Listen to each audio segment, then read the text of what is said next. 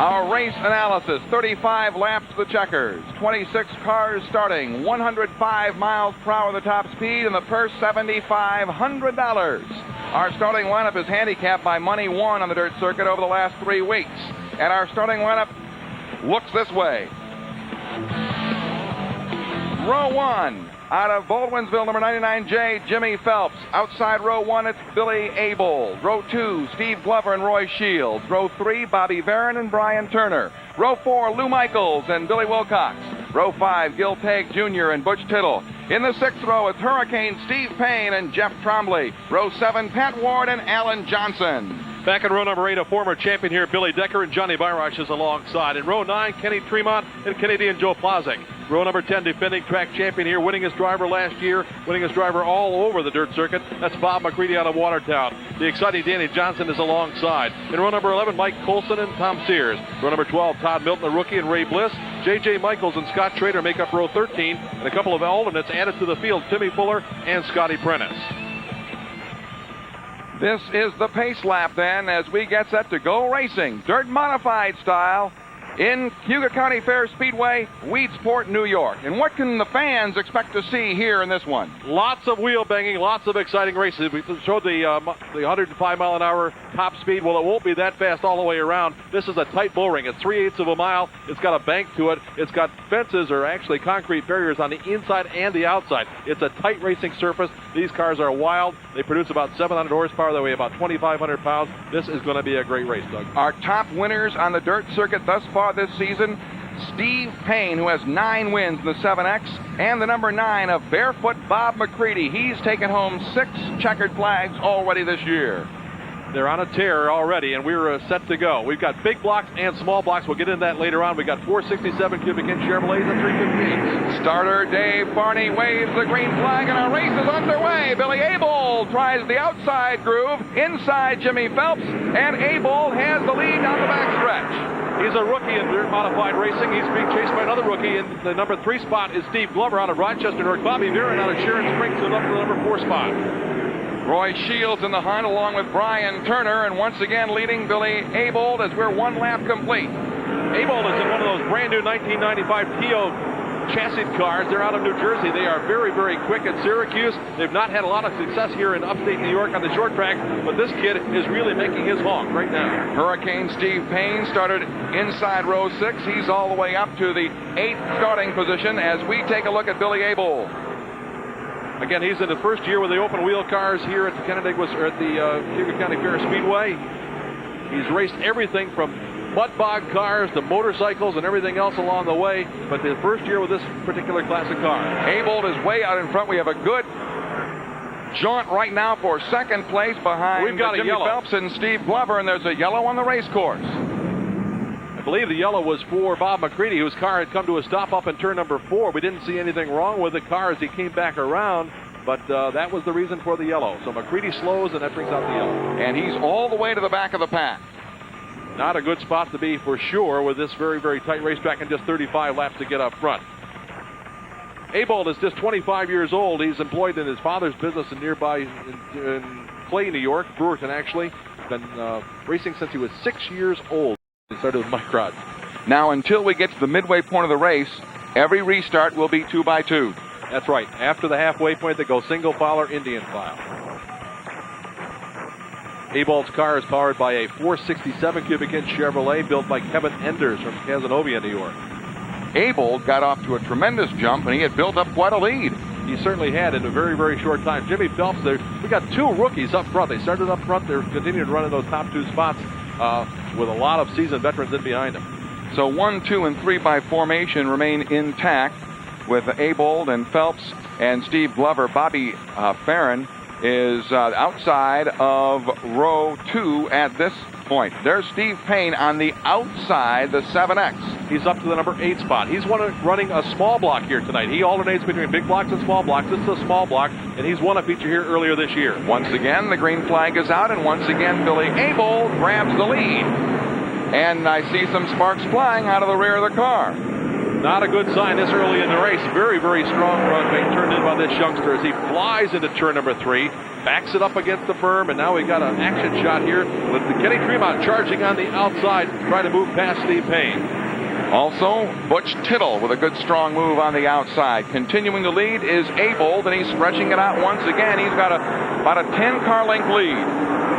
As we watch Kenny Tremont motor by on the outside as they come into turn number 3, they're coming up on rookies. The former champion here last year and the year before in sportsman racing. The red car is Brian Turner out of Victor, his first year with the big blocks, and he's struggling just a bit. As Payne goes flying by on the outside, also just in the monitor is Butch Tittle in the Z car. But out front, it's Billy Abold having things very much his own way here in the early going. Out of Brewerton, New York, Billy Abold is way out in front. Second place, Steve Glover. In third is Jimmy Phelps.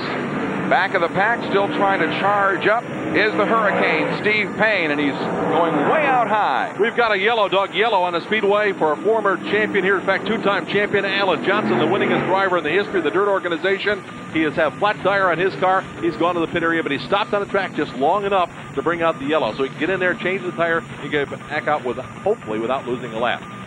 So Alan Johnson is into the pits. We are 7 laps complete in our feature event from Cuyahoga County Fair Speedway.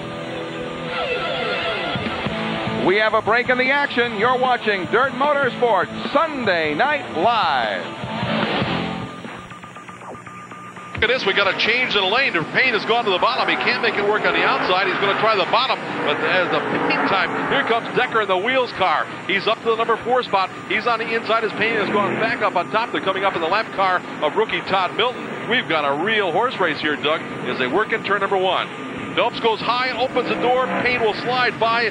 Milton does get out of the way, so Payne goes to the number 2 spot. Decker's going to come to 3. And, we got a tangle in turn number 3. Phelps is right over the wall. The car tumbled as he caught the Armco barrier and went over the wall. He rolled it out of our... Well, there it is, showing up on the screen. But he's on his 4 wheels now, but he did flip the car as it went over the wall. Billy Decker and Jimmy Phelps coming together in the backstretch.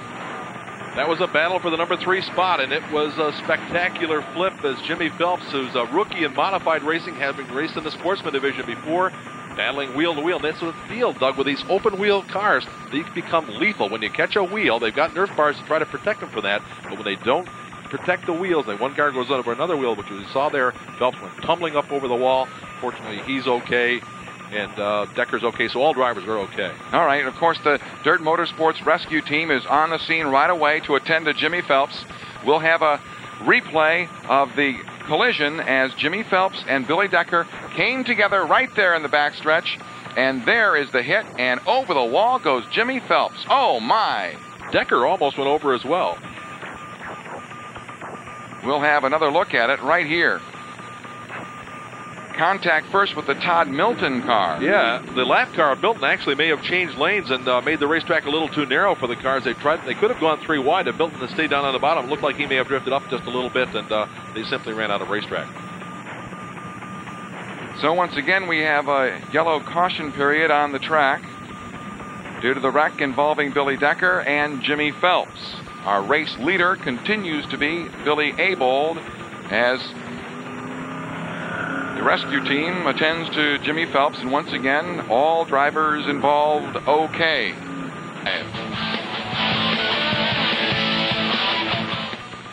Once again, the eyes on starter Dave Farney, and he waves the green flag. We're underway. Billy Abold has been strong all race long, but Steve Payne is the one who's been charging through the pack, and Payne tries to go low on Abold. Can't get him in turn 2. Payne prefers the high line. Typically, that's where he normally runs, but Abold, his car is working beautifully up there, so Payne's going to have to change lanes, come to the bottom. He does on a turn 4 on new leader as we reach lap number 23. That was easy. It looked easy from here, but I'm sure down there it was a whole lot of work. The Hurricane, he's 34 years old. This is about all he does, Doug. He's one of the, I think we've got 4 full-time racers in the field. The rest of the guys have to go to work tomorrow morning, like you and me. The Hurricane, Steve Payne, winningest driver on the dirt circuit thus far this season with 9 feature wins. He's a 2-time track champion here at Weedsport. Abold is in second, but Bobby Barron almost nipped him in the backstretch. Barron's got his hands full of Kenny Tremont as well. Tremont in the black and white number 115 running the bottom of the racetrack as they try. We've got 3 cars under a blanket here, and Gilly Tagg not far behind. They'll make it 4 cars battling for positions 2, 3, and 4. Barron tries to get second. Abold comes up strong off the high groove in turn 2. Into turn 3 they go. And this is your battle for second place. 3 wide on this racetrack is almost unheard of, and Tremont comes up with the number 2 spot. A bonsai move, a very daring move down on the bottom. It worked for him this time. He takes over position number 2, and Barron has come to 3 with Abold falling back to 4. And we're getting set to begin lap 27, and the question is there enough time for Kenny Tremont to catch Steve Payne? Well, I don't think so, because Payne is not showing us all he's got right now necessarily, and he's got about almost a full straightaway lead. So I think this thing is going to go Payne's way if he doesn't have a mechanical failure here in the final lap. Barron and Abel continue to dice for third place, and also in that hunt is Gil Tagg. Payne went almost to the wall at turn number 2 this time. So we talked about the car braking. Of course, we got to consider driver error as well. If he can keep it on all 4 wheels and headed generally straight, doesn't break the thing, he ought to win it here tonight. Lap 29, and here is action back in the pack. The Z car of Butch Tittle. And Danny Johnson rim riding as usual, as that's a battle for the number 6 spot, I believe. It is for number 6 as they race down the back straightaway. So Danny Johnson up on top, Sailorsburg, Pennsylvania driver Tittle down on the bottom. So we got a driver from Pennsylvania in the field and a driver from Canada as well. And Pat Ward is right on the back bumper of Danny Johnson. Pat Ward in the 56. Right on the back bumper. In fact, a little bumper tag there as they work through the west end of the speedway. All right, Tittle's got Johnson for the time being. As the leader continues to be Steve Payne and trying to draw in Kenny Tremont. He's making some headway, but they're 31 laps down. See Billy Abel showing on the screen running up front. That strong run is still good, but not what he was hoping for as he runs in position number 3 now. As the time is running out here, we're at 32 laps down. No lap traffic between Payne and Tremont. But we're reaching the conclusion of this race now. Just 3 laps to go. Payne is going to have lap cars to contend with here, I think, Doug. He's really reeling the back of the pack in a hurry, so that could slow his progress down just a little bit, but I think he's got enough of an advantage that it will not make a difference here in the final laps. Danny Johnson goes out high. Pat Ward on the inside, the 27 and the 56 car. And here comes McCready from the back of the pack. We saw him brake earlier, had a problem of some sort, went to the rear, and he's already back to the top 5. But Steve Payne wheels his McDell chassis, small block Chevrolet powered car to the line and wins it here tonight. And the checkered flag for Steve Payne. Kenny Tremont finishes second. Coming home third will be Bobby Barron. 4th is Gilly Tagg. Abel rounds out the top 5. The checkered flag flies at Cuyahoga County Fairgrounds and Weedsport Speedway for Steve Payne, his 10th feature win of the season.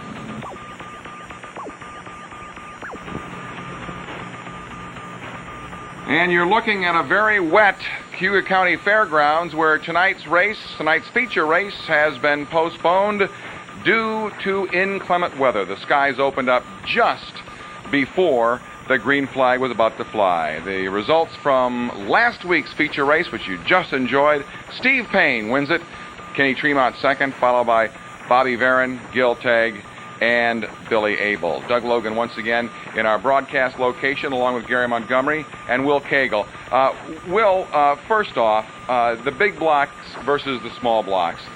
With Payne's win last week, it was the 4th time that a small block has won here at Cuyahoga County. What's the difference, and what's giving the small blocks the advantage this year?